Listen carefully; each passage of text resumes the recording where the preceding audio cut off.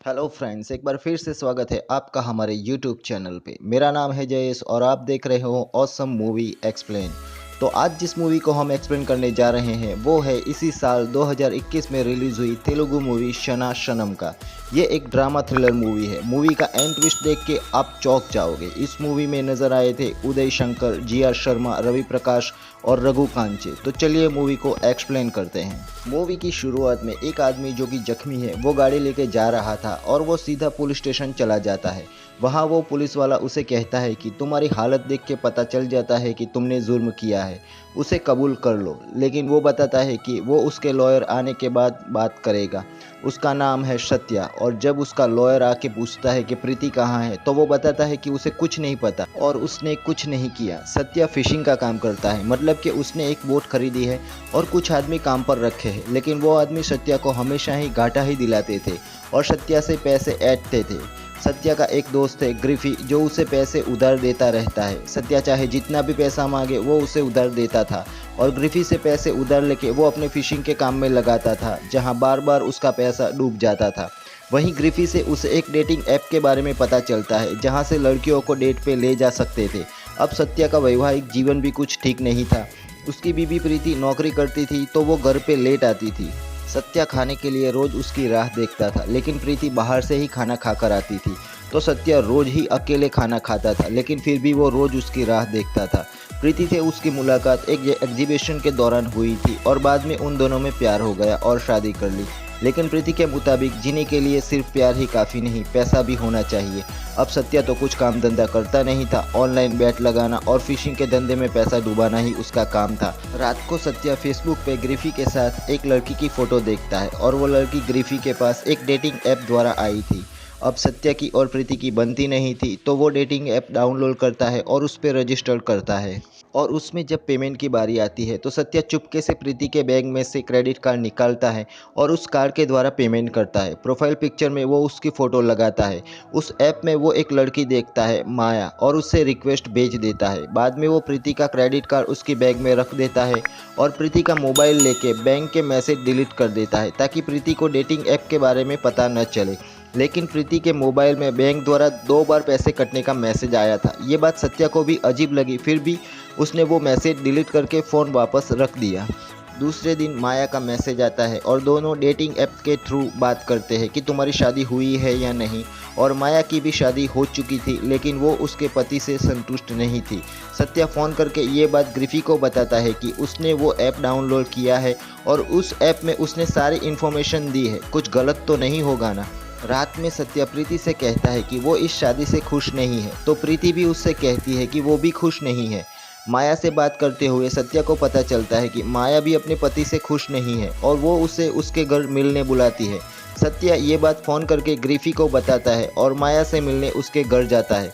लेकिन अब प्रीति धीरे धीरे बदल रही थी।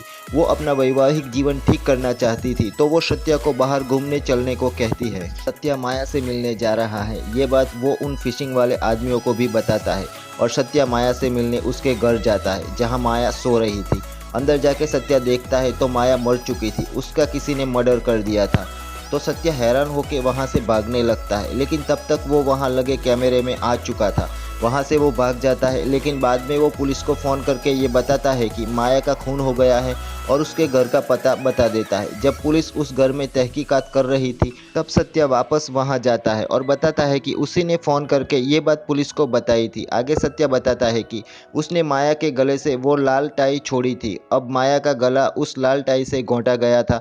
तो पुलिस उससे पूछती है कि क्या उसके पास लाल टाई है। सत्या कहता है कि उसके पास लाल टाई नहीं है, लेकिन वो उससे ये सब क्यों पूछ रही है। माया का खून उसके पति ने किया है, उसे जाके पकड़े।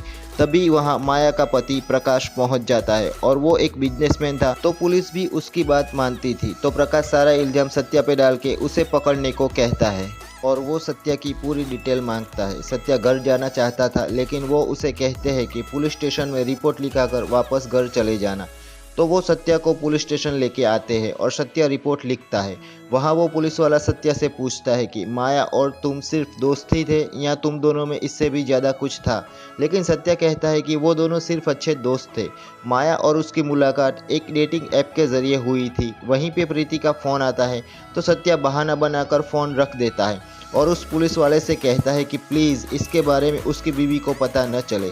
तो वो पुलिस वाला सत्या की डिटेल लेके उसे छोड़ देता है। अब सत्या ये सोचता है कि माया का खून किसने किया होगा। प्रीति और सत्या बाहर घूमने आए थे, तभी पुलिस उसे बार बार फ़ोन कर रही थी। प्रीति के साथ होने से वो फ़ोन नहीं उठाता और काट देता है। अब प्रीति और सत्या में अंडरस्टैंडिंग हो रही थी। वापस वो दोनों नज़दीक आ रहे थे। सत्या पुलिस वाले का फ़ोन नहीं उठाता तो पुलिस वाले उसके घर पहुंच जाते हैं। वहां वो पुलिस वाला अपना नाम बताता है मनोहर, और सत्या से टाई के बारे में पूछता है। तो प्रीति पूछती है कि कौन सी टाई। तो सत्या बात काट देता है और कहता है कि मैच टाई हुई थी उसकी बात कर रहे हैं। सत्या मनोहर से कहता है कि प्लीज़ ये मर्डर वाली बात उसकी बीवी से मत करना। मनोहर उसे बताता है कि माया के मोबाइल या लैपटॉप पे ऐसी कोई डेटिंग ऐप नहीं मिली, तो वो भी उसके मोबाइल में वो ऐप दिखाए। सत्य कहता है कि शायद माया ने वो ऐप डिलीट कर दी हो जैसे उसने कर दी। तभी प्रीति वहाँ चाय लेके आती है तो मनोहर उसे माया का मर्डर और डेटिंग ऐप वाली बात उसे बता देता है, और साथ में उसे लाल टाई वाली बात भी बता देता है और सत्या को पुलिस स्टेशन चलने को कहता है। तो सत्या मनोहर से कहता है कि वो प्रीति से बात करके वापस आता है। जहाँ प्रीति डेटिंग ऐप वाली बात से उस पर गुस्सा थी तो वो उसे वहाँ से जाने को कहती है। बाहर मनोहर सत्या की राह देख रहा था, लेकिन सत्या उसकी नज़र बचा के वहाँ से भाग जाता है और एक छोटी सी होटल में जाके छुप जाता है। वहाँ वो सोचता है कि आखिर माया का मर्डर किसने किया होगा, और गुस्से में आकर वो सीधा माया के पति प्रकाश से मिलने पहुँच जाता है, जहाँ उन दोनों की हाथापाई होती है। बाद में सत्या वहाँ से चला जाता है और तब तक मनोहर जिंदा था। दूसरे दिन जब सुबह उठ के सत्या देखता है तो टीवी पे ये न्यूज़ दिखाई जा रही थी कि प्रकाश का किसी ने खून कर दिया है। तो वो परेशान हो जाता है क्योंकि एक माया के खून का इल्ज़ाम तो उसके सर पर था ही, अब प्रकाश के मर्डर का इल्ज़ाम भी उस पर आ जाएगा। वो खूब शराब पीता है और शराब के नशे में एक आदमी से फ़ोन लेके वो ग्रीफी को फ़ोन करता है और उससे मिलने जाता है। ग्रीफी एक जगह बैठ के अकेला शराब पी रहा था। सत्या उसे कहता है कि ये सब उसी की दी गई डेटिंग ऐप द्वारा हुआ है, और ग्रीफी से 30 लाख रुपये प्रीति के अकाउंट में डालने के लिए कहता है क्योंकि वो तो अब जेल चला जाएगा। तो वो प्रीति के लिए कुछ करना चाहता था और सत्या वहाँ से गिर जाता है। जब उसकी आंख खुलती है तो वो एक अस्पताल में था और प्रीति ने उसके लिए एक लॉयर हायर किया था। सत्या प्रीति से माफ़ी मांगता है तो प्रीति भी उससे कहती है कि आगे से ऐसी गलती मत करना। अब प्रीति पूरी तरह बदल गई थी। वो सत्या के लिए खाना बनाती है। वहीं प्रीति सत्या से कहती है कि उसके बैंक अकाउंट में ग्रीफी ने 30 लाख रुपये डाले हैं, क्या उसे उस बात का कुछ पता है। तो सत्या उसे कहता है कि वो उसके लिए कुछ करना चाहता था, तो उसी ने ग्रीफी से कहा था कि वो तुम्हारे अकाउंट में 30 लाख रुपये डाल दे। सत्या ने उसे ब्लैकमेल किया था कि अगर उसने पैसे नहीं दिए तो वो अपनी जान दे देगा। ये पैसे उसने ग्रीफी को ब्लैकमेल करके लिए थे तो वो उसे वापस कर देने चाहिए, लेकिन प्रीति उस पैसे को वापस करने से इनकार कर देती है क्योंकि अभी उनके खर्चे ज़्यादा है। लॉयर की फ़ी, केसेस, उन सब में पैसा खर्च होगा, तो वो पैसे वापस करने से इनकार कर देती है और सत्या से कहती है कि जब ये सब ख़त्म हो जाएगा तो वो ग्रीफी को पैसे वापस दे देगी। सत्या जब घर पे था तब कुरियर से प्रीति के क्रेडिट कार्ड का बिल आता है। सत्या उसे देखता है तो उसे अजीब लगता है क्योंकि उसमें 2 बार डेटिंग ऐप के पैसे कटे थे। तो सत्या को शक होता है और वो प्रीति का मोबाइल चेक करता है। उसमें प्रीति और प्रकाश की फ़ोटो थी, मतलब कि प्रीति और प्रकाश एक दूसरे को जानते थे। तो वो इसके बारे में प्रीति से पूछता है, लेकिन प्रीति उसे मना कर देती है। लेकिन सत्या उसे बताता है कि उसने क्रेडिट कार्ड का बिल देखा है, उसमें 2 बार पैसे कटे हैं और उसने प्रीति का मोबाइल भी चेक किया है, जिससे पता चलता है कि तुम माया से बात करती थी, मतलब कि प्रीति माया को जानती थी और उसने माया के पति और तुम्हारी क्लोज फोटो भी देख ली है, मतलब कि माया के नाम पर प्रीति ही उससे चैट कर रही थी। माया को तो इसके बारे में कुछ पता नहीं था। प्रीति और माया एक दूसरे को जानते थे, वो दोनों कॉलेज फ्रेंड्स थे। अब सत्या को ये पता चलता है कि माया की मौत और प्रीति में कुछ कनेक्शन है। प्रीति भी ये कबूल करती है कि माया के बदले वही उससे चैट करती थी। सत्या उससे पूछता है कि प्रकाश को किसने मारा। तब प्रीति उसे बताती है कि जब उसे माया की मौत के बारे में पता चला तो वो प्रकाश से मिलने पहुंची और कहीं माया की तरह वो भी उसे मार न दे, उसके डर से प्रीति ने ही प्रकाश को मार डाला। सत्या प्रीति से सब कुछ पुलिस के सामने कबूल करने को कहता है, लेकिन प्रीति नहीं मानती और वहीं पड़ा फ्लावर पॉट उठा के सत्या के सर पे दे मारती है, जिससे सत्या घायल हो जाता है और प्रीति वहां से फरार हो जाती है। सत्या लॉयर को बताता है कि बस यही सब कुछ हुआ था। तो लॉयर भी उसे कहता है कि पुलिस और कोर्ट तुम्हारे साथ है, प्रीति को सजा जरूर मिलेगी। और सत्या बेहोश होकर वहीं गिर पड़ता है। जब अस्पताल में उसकी आंख खुलती है तो मनोहर उसके सामने बैठा था। मनोहर उसे बताता है कि प्रकाश की मर्डर की तहकीकात करते हुए उसे वहाँ एक ईयरिंग मिला है। सत्या भी उन्हें बताता है कि वो प्रीति का है। सत्या उस ईयरिंग को वापस मांगता है, लेकिन मनोहर उसे कहता है कि ये सबूत है तो वो उसे नहीं दे सकता। अब सत्या रोज पुलिस स्टेशन के चक्कर लगाता है और मनोहर को तंग करता है कि उसकी बीवी प्रीति मिली या नहीं। अब मनोहर भी उससे तंग आ गया था, तो सत्या उन्हें एक जगह का पता बता के कहता है कि वो प्रीति की फेवरेट जगह है, शायद वो उन्हें वहाँ मिल जाए। और होता भी कुछ ऐसा ही है। प्रीति पुलिस को मिल जाती है और माया और प्रकाश के खून का इल्जाम उस पर लगा दिया जाता है।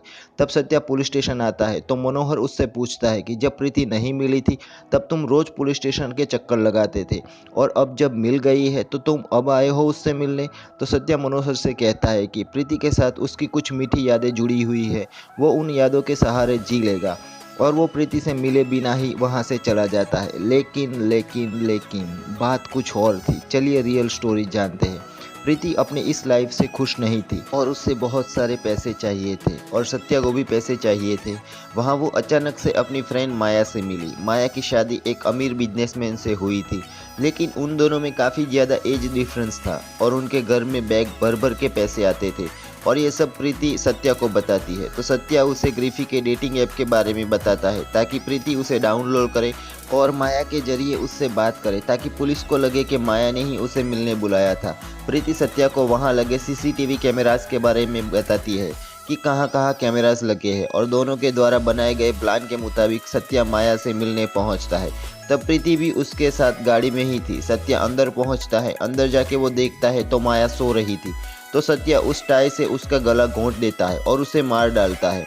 वहां से वो पैसे चुराता है और खिड़की से बाहर फेंक देता है। प्रीति उन पैसों को उठाकर गाड़ी में रख देती है। सत्या बाहर ऐसे वापस आता है जैसे उसने कुछ किया ही नहीं, जैसे वो चौंक गया हो, और बाहर आकर वो प्रीति के साथ चला जाता है और वो चुराए हुए पैसे किसी सेफ जगह छुपा देता है।